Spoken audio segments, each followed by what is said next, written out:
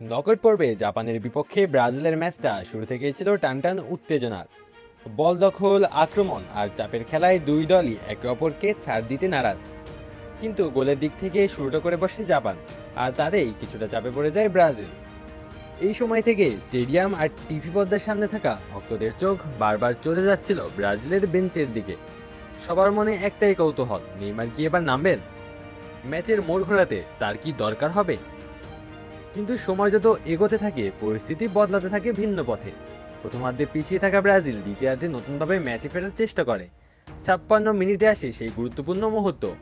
Casemiro গোল করে ব্রাজিলকে সমতায় ফেরান, আর তাতেই কিনা ম্যাচে আবারও প্রাণ ফিরে আসে। এই গোল শুধু স্কোরলাইন সমান করে দেয়নি, পুরো ম্যাচের মানসিক চিত্র বদলে দেয়। এই সময়েই বদলে যায় বেঞ্চ ঘিরে থাকা কৌতূহলের উত্তর। ব্রাজিল কোচ কার্লো আনচেলত্তির পরিকল্পনায় আগে থেকেই ছিল নেইমারকে মাঠে নামানোর চিন্তা, এমনটাই জানান ইটালিয়ান এই কোচ।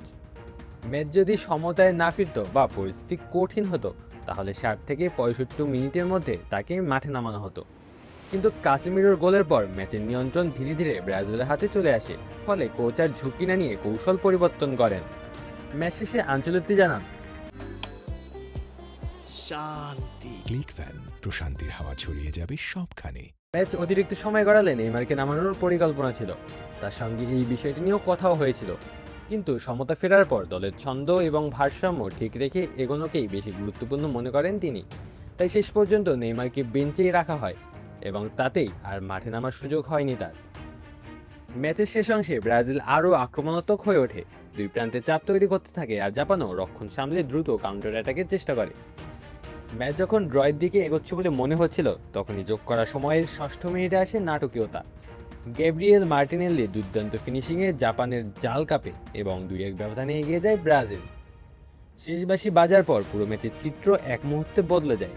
যে ম্যাচের সমতা নিয়ে সবাই অতিরিক্ত সময়ের কথা ভাবছিল, সেটাই শেষ পর্যন্ত ব্রাজিলের জয় দিয়ে শেষ হয়। আর সেই কারণে নেইমারের মাঠে না নামা নিয়েও আর কোনো আফসোসের জায়গা থাকে না। এই ম্যাচ শেষে ব্রাজিলের কোচ আনচেলত্তি দলের পারফরমেন্স নিয়ে সন্তুষ্টি প্রকাশ করেন। তিনি বলেন, এই দলের সবচেয়ে বড় শক্তি হলো বিকল্প খেলোয়াড়দের মান। শুধু শুরুর একাদশ নয়, বেঞ্চ থেকেও ম্যাচ বদলে দেওয়ার মতো খেলোয়াড় রয়েছে। ব্যক্তিগত দক্ষতার পাশাপাশি দলগত বোঝাপড়া এই ম্যাচে বড় ভূমিকা রেখেছে বলে তিনি উল্লেখ করেন। জাপানের মতো গোছানো এবং দ্রুতগতির দলের বিপক্ষে জয় পাওয়াকে তিনি সহজ বিষয় হিসেবে দেখছেন না।